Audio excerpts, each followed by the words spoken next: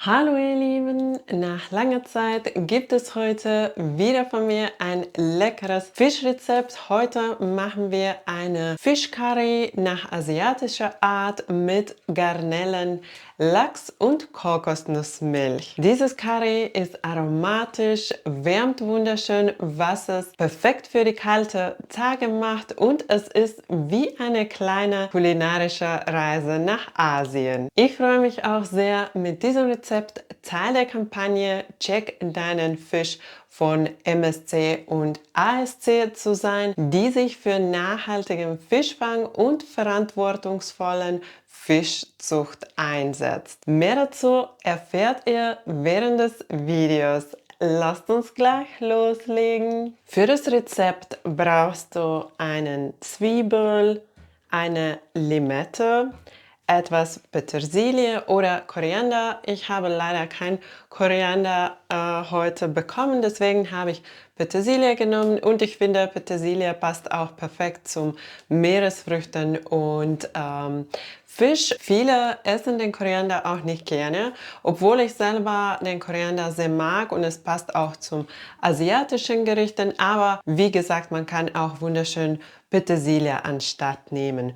Dann brauchen wir auch Sojasauce, rote Currypaste, Tomaten, Kokosmilch, Kokosöl, oder du kannst auch eine andere Öl verwenden. Dann haben wir noch einen Chili, Ingwer, 3 Knoblauchzehen und Currypulver. Ich verwende heute meine eigene Currypulvermischung, die ich schon das zweite Mal gemacht habe, weil es schon alle war. Den Rezept dafür gibt es schon auf meinem Kanal und den werde ich für dich noch hier verlinken. Dann brauchen wir natürlich die Hauptzutat für den Rezept. Ich habe heute Garnelen, Lachs und Seelachs für mein Rezept genommen. Du kannst aber auch nur eine davon nehmen oder so wie du magst kombinieren.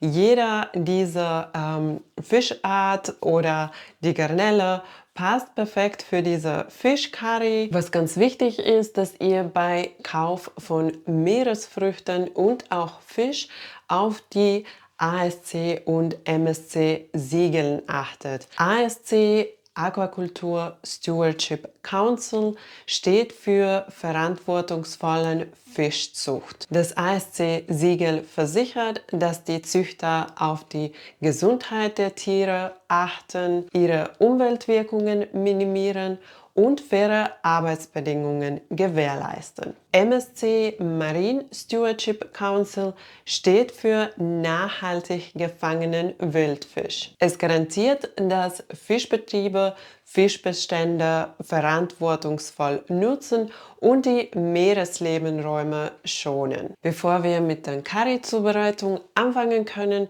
müssen wir die Garnelen und den Fisch auftauen lassen. Hier einfach auf der Verpackungsanleitung anschauen und so wie angegeben den Fisch und die Garnelen auftauen lassen. Ich habe die Garnelen aufgetaut und ich habe solche King Prawns genommen. Die sind mit Schale, weil ich die Schale auch für die Curry benutzen werde. Die Schale von den Garnelen gibt eine wunderschöne Aroma für die Curry.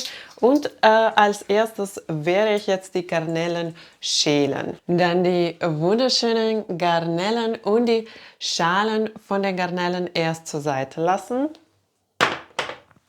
Und ich hole noch den Fisch aus dem Kühlschrank. Den Fisch habe ich aufgetaut, und weil die Garnelen etwas länger gebraucht haben, habe ich den dann in der Zwischenzeit in den Kühlschrank gelegt. Und jetzt den Fisch auch in kleine Würfeln hacken. Eine große Pfanne bei Höherhitze erhitzen, dann Kokosöl in die Pfanne geben und erst werden wir die Garnelen anbraten. Die Garnelen werden ganz kurz von beiden Seiten angebraten für etwa 30 Sekunden bis 1 Minute pro Seite. An dieser Stelle müssen die Garnelen nicht fertig gekocht sein, die müssen nur von beiden Seiten kurz angebraten werden. Danach die Garnelen auf einen Teller geben und den Fisch in die Pfanne geben. Den Fisch auch von allen Seiten ganz kurz anbraten, so dass es etwas Farbe bekommt. Hier auch darauf achten, dass ihr die Fisch nicht zu lange bratet, weil der Fisch nicht an dieser Stelle durchgegart werden soll. Es wird später noch mit dem Curry weiter gegart. Danach die Fischstückchen auch auf einen Teller geben. Und jetzt werden wir die Currysoße zubereiten. Für die Currysoße werden wir alle Gemüse ganz fein hacken, aber erst werde ich die Pfanne wieder auf dem Herd stellen und die Garnelenschalen dazugeben, so dass die Garnelenschalen schon braten in der Zeit, wo ich die Gemüse klein hacke. Den Zwiebel klein hacken und direkt in die Pfanne geben, dann noch den Chili etwas kleiner hacken. Ich habe ein ganzes Chili genommen mit den Samen, aber wenn du es nicht so scharf magst, kannst du die Samen erst entfernen und auch ein kleineres Stück Chili nehmen. Den Ingwer kann man ganz einfach so mit einem Löffel schälen. Den Ingwer lasse ich danach zur Seite. Ich werde den Ingwer und den Knoblauch direkt in die Pfanne reiben. Dann auch den Knoblauch schälen. Jetzt werde ich den Chili in die Pfanne geben und den Knoblauch und Ingwer dazu reiben. Kurz vermischen und ein paar Minuten weiter braten lassen. Danach auch die Currypaste dazugeben, den Currygewürz dazugeben und Sojasauce. Nochmal kurz vermischen und 1 bis 2 Minuten braten lassen. Danach die Dosentomaten dazugeben, die Dose mit etwas Wasser abspülen und das Wasser auch in die Pfanne geben und zum Schluss noch den Kokosnussmilch dazugeben. Das Ganze gut vermischen und bei mittlerer Hitze köcheln lassen, bis die Currysoße ganz schön cremig wird und bis etwa Hälfte reduziert. Nachdem die Curry fertig ist, kannst du die Garnelenschalen entfernen. Ich habe die einfach so einzeln entfernt, aber wenn du keine Schalenstücke in deine Curry haben möchtest, kannst du die Curry durch ein Sieb geben. Dann ist die Currysoße ganz fein. Danach Limettenabrieb dazugeben, die Limette halbieren und entsaften und den Limettensaft, eine ganze Limette auch zum Soße geben, das Ganze kurz vermischen, dann den Fisch und Garnelen dazugeben, das Ganze nochmal vermischen, so dass die Garnelen und Fisch schön mit der Soße bedeckt sind. Danach die Pfanne bedecken, den Herd ausschalten und die Curry etwa 5 Minuten abgedeckt ziehen lassen. Ganz zum Schluss gebe ich noch die Petersilie zu meiner Curry und danach werde ich die Curry mit Reis servieren.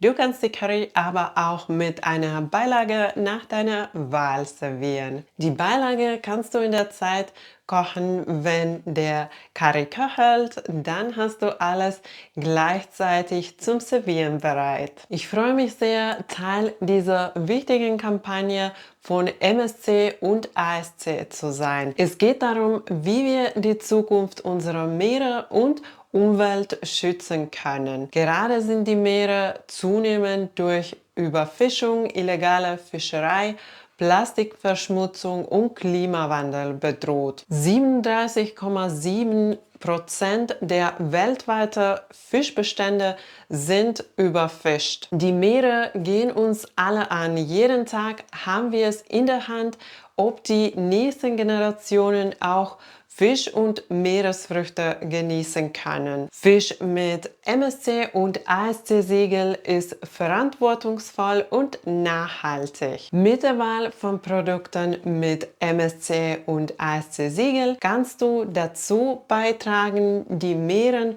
Flüsse und Seen zu schützen. So können wir alle eine nachhaltige Kaufentscheidung treffen und Fisch und Meeresfrüchte mit gutem Gewissen genießen. Dieses Thema ist mir ganz wichtig und liegt mir ganz nah am Herzen und ich hoffe, dass ihr heute aus meinem Video was Neues gelernt habt. Wenn du mehr erfahren möchtest, dann kannst du die Seite checkdeinenfisch.org besuchen und mehr über die Kampagne und MSC und ASC Siegeln zu lesen. Ich hoffe, dir hat mein leckeres asiatisches Fischcurry-Rezept gefallen. Wie gesagt, du kannst Garnelen, Lachs oder Seelachs für den Curry nehmen. Du kannst wie ich heute alle drei dafür nehmen oder auch nur eins davon nehmen. Mich würde interessieren, was würdest du am liebsten für deine Curry nehmen?